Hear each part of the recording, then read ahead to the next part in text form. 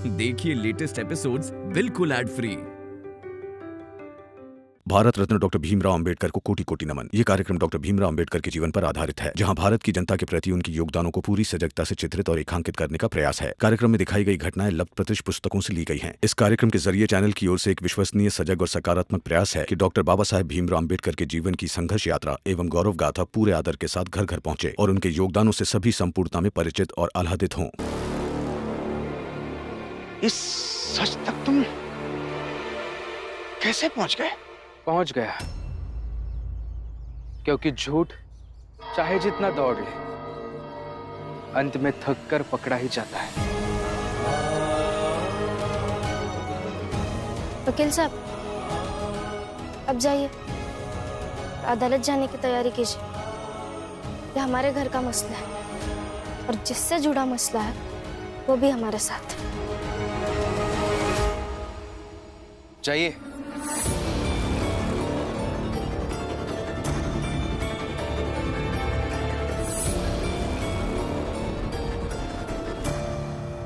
रुकिए वकील साहब।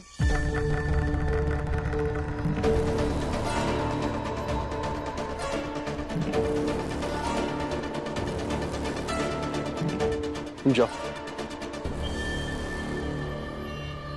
वकील साहब, आज तक ये केस आप चाहे जिसके कहने पर लड़ रहे हो, लेकिन आज से ये केस आप मेरे लिए लड़ोगे।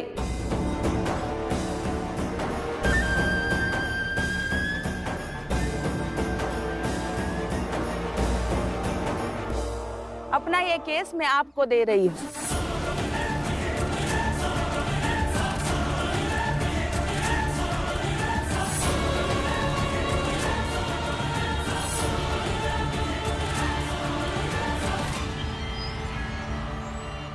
हाँ, अब मेरे पास उतनी फीस नहीं है, लेकिन कमाने लगी हूँ, कुछ ना कुछ तो दे ही दूंगी।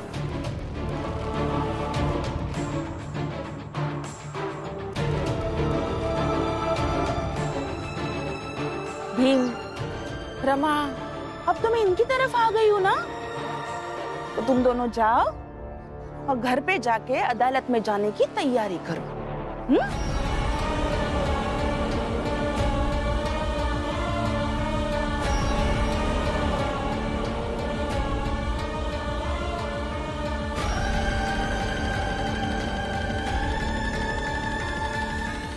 अरे रे, अपने पति को ऐसे उदास होकर जाते हुए देखकर बुरा लग रहा है, फिर भी मुझे समझाने आई हो।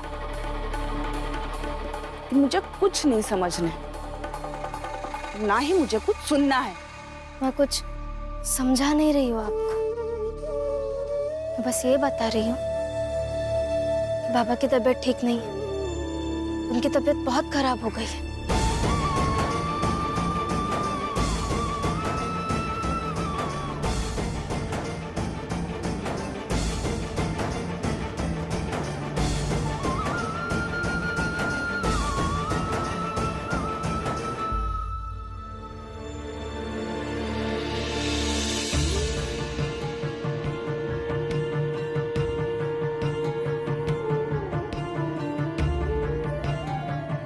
लीजिए ना, आप भी खाना खा लीजिए। बाबा और बुआ खा चुके हैं, खा लीजिए ना। देखिए, आप शर्त हारे हैं तो उसका मान रखिए, खा लीजिए। शर्त सिर्फ चाय पीने की लगी थी, खाना खाने की नहीं। नहीं खाना है मुझे, मैं भूखा रहूंगा। देखिए, अगर आप ऐसे भूखे रहेंगे ना तो आपकी तबीयत खराब हो जाएगी, खा लीजिए।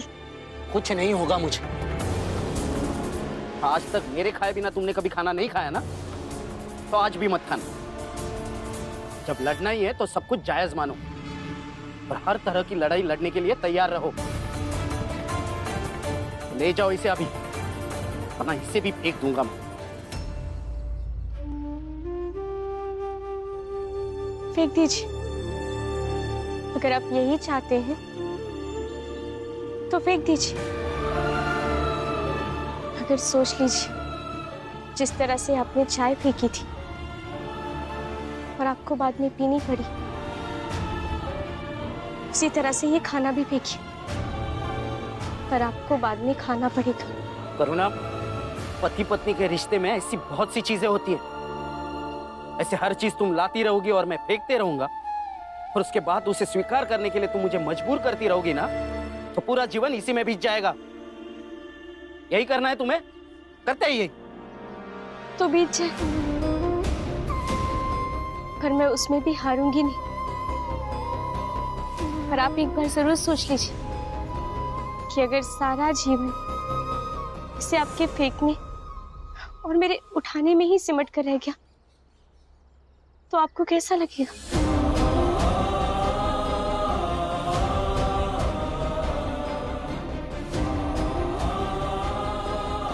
बोलिए,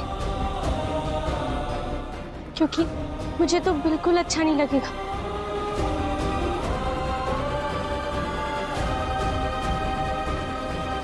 खा लीजिए ना। अगर आप नहीं खाएंगे ना, तो फिर मैं भी नहीं खाऊंगी।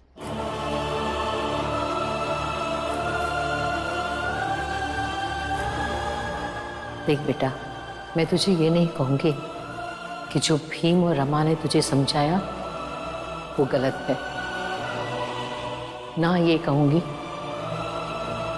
कि तू जो अपने हक के लिए अपने पति के साथ लड़ाई लड़ रही है वो गलत है।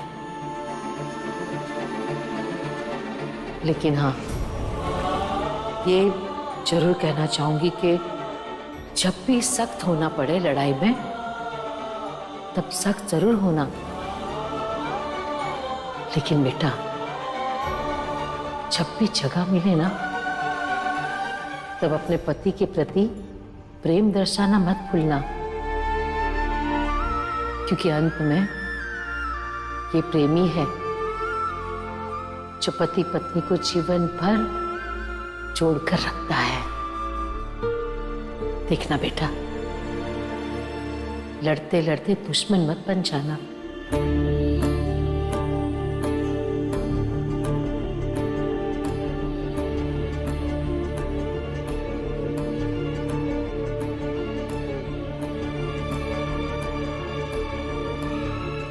बैठिए।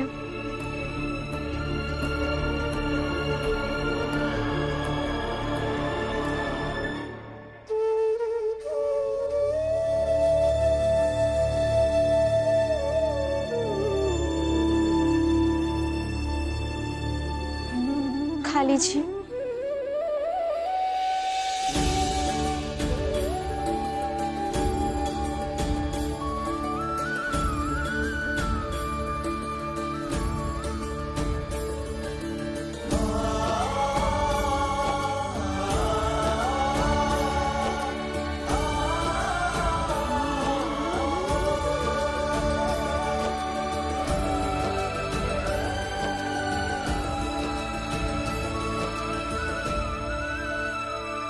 जीजा भाई, एक नारी सब पे भारी।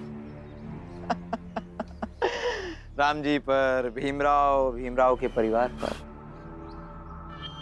मुझे पता होता कि तुम इस लड़ाई में हमारा साथ देने वाली हो, तो मैं तुम्हें बताकर ये सब करता। देखिए, एक बात साफ साफ कह देती हूँ, नरोत्तम जी, प्रचंड देव जी, मेरी ये लड़ाई बस बच्चा और पति पाने की है।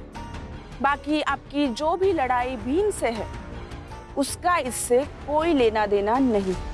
जीजा भाई, भीम के साथ हमारी जो लड़ाई है वो हम देख लेंगे।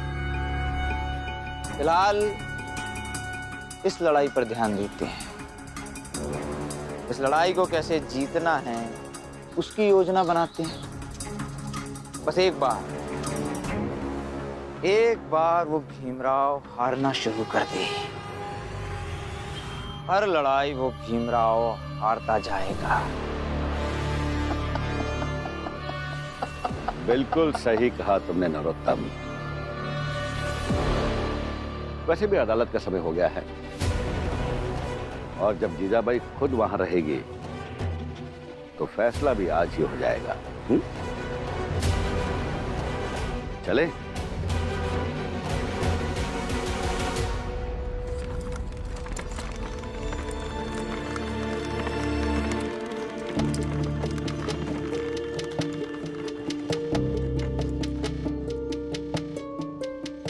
मुश्किल हो जाएगा कि आई खुद भी उन सबके साथ है। और ये बात जब बाबा को पता चलेगी तो उन्हें कितना बुरा लगेगा।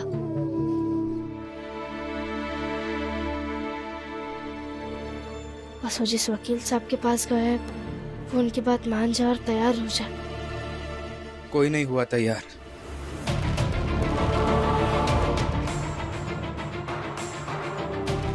कोई तैयार नहीं हो रहा है हमारी केस लड़ने के लिए। उल्टा सब लोग मुझे यही समझा रहे हैं कि जब बाबा की पत्नी अदालत पहुंच जाएंगी तब हम जरूर ये केस हार जाएंगे। अगर हमें अदालत तो जाना ही होगा ना, और केस भी लड़ना होगा।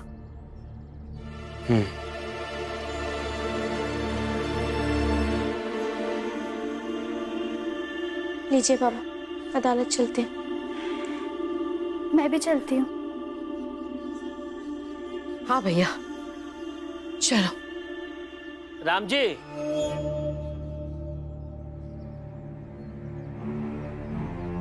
एक बात याद रखना, किसी को ज्यादा दबाना नहीं चाहिए, वरना एक न एक दिन ज्वालामुखी की तरह फूटेगा और सब कुछ हिला डुला कर रख देगा।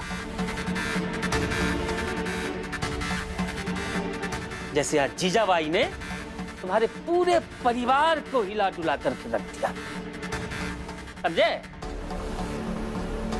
हाँ राम जी जाओ, और उम्मीद करत हैं कि वापिस आ जाओगे। अब कहूँ ऐसा ना हो कि वहीं से जेल में पहुंच जाओ। वो कहते हैं ना, तलवार की धार पर चलने वाला व्यक्ति तलवार से ही मरता है। भीम के लिए सबसे बड़े सुरक्षा कवच राम जी तुम ही थे। और सच कहे ना, आज भीम को सबसे ज्यादा खतरा तुमसे ही है।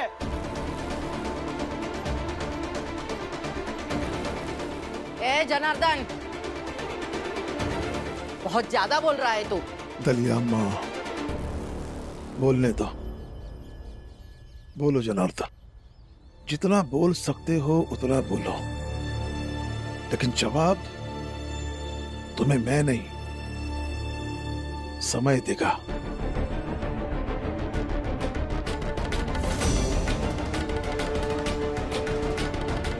चलो अदालत चलते हैं।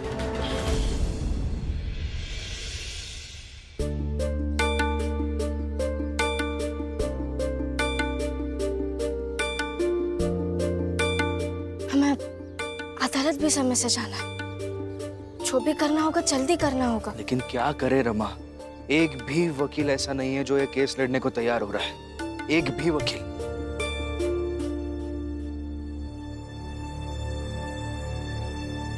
भीम, क्या हुआ बेटा? वकील मिला? बहुत सारे वकीलों से बात की मैंने, एक भी वकील अपना केस लड़ने को तैयार नहीं हो रहा है बाबा।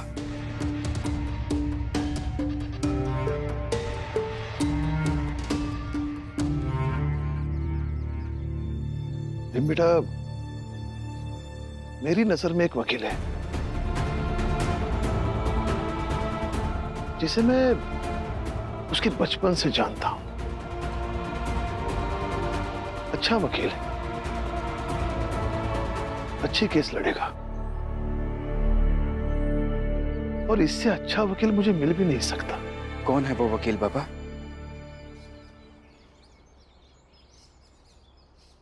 तू।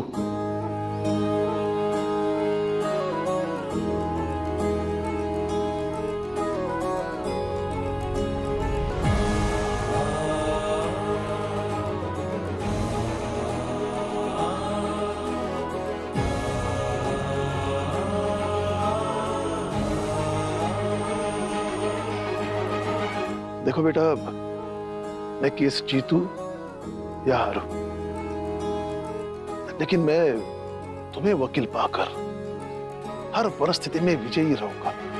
राष्ट्र संविधान का है तू ही शिल्पकार, तूने ही सिखाया है समानता का सार, अपनी कलम से की है देश अर्चना, एक एक शब्द तेरा भीम गर्जना। मुझे बहुत अच्छा लगेगा, मैं जरूर ये केस लड़ूंगा, लेकिन मैं हाँ बेटा, तुम्हें तो पता ही होगा, कानून ये इजाजत देता है अगर किसी को वकील ना मिले तो वो अपना पक्ष रख सकता है।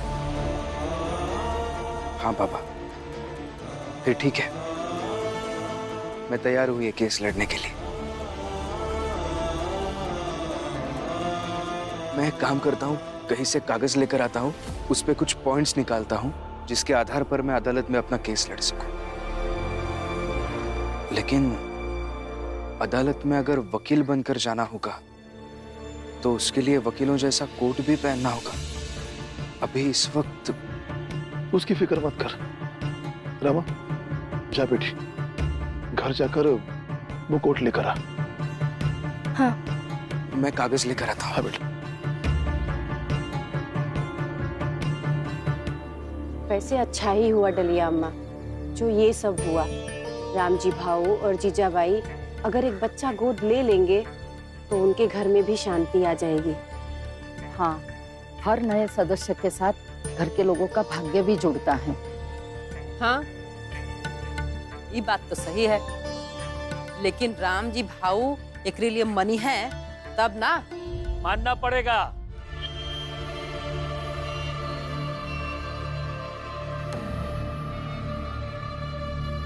वकील साहब ने साफ साफ कह दिया है राम जी से कि राम जी सीधे सीधे जीजाबाई की बात को मान लो, नहीं तो ये साबित कर देंगे कि पूरा परिवार मिलकर के जीजाबाई को परेशान करता था। हितेश भाऊ, लिखित में झूठी गवाही तुम तीनों ने दी थी ना? हाँ दी है, उस पैसों से हमने कोट सिलने को भी दे दिया है, अभी हम जाकर लेकर आएंगे। हाँ तो बना कर लाओ ना कोट, जलाने दिया तो कहना। अच्छा, हिम्मत है कोट जलाने के? जनार्दन, हितेश भाऊ, चलो कोट लेके आवत। हाँ तो जाओ ले आओ ना, एक बार लेकर के तो आओ, फिर देखो कैसे जलाते हैं कोट। अच्छा, जला कर दिखाना। नंदू, मैं भी आता हूँ। क्या कर रहे हो? अरे मनोहर भैया। नंदू, माचिस लाओ। अरे क्या कर रहे हो? मनोहर, क्या कर रहा है तू?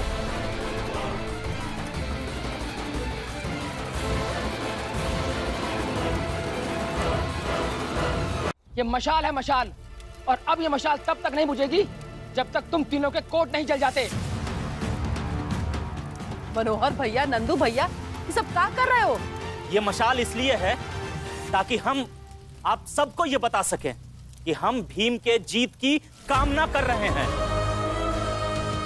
भीम हमेशा रोशनी की बातें करता है और ये मशाल जलाकर हम भीम के विजयी होकर लौटने का इंतजार करेंगे। देखो जनार्दन, ये सब बस ऐसे ही है। चलो कोट लेकर के आते हैं। चलो।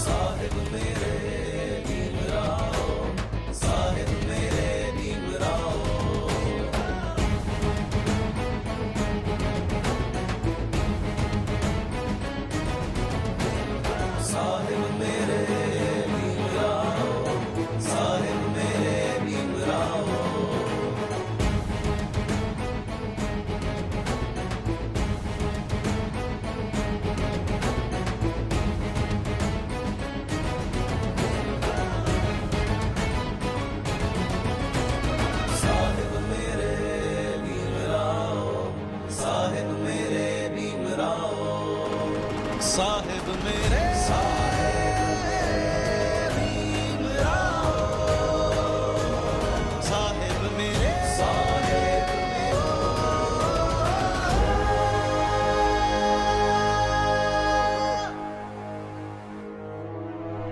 चल चलिए।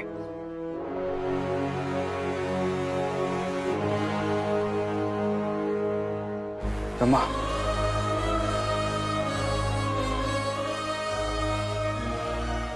Thank you.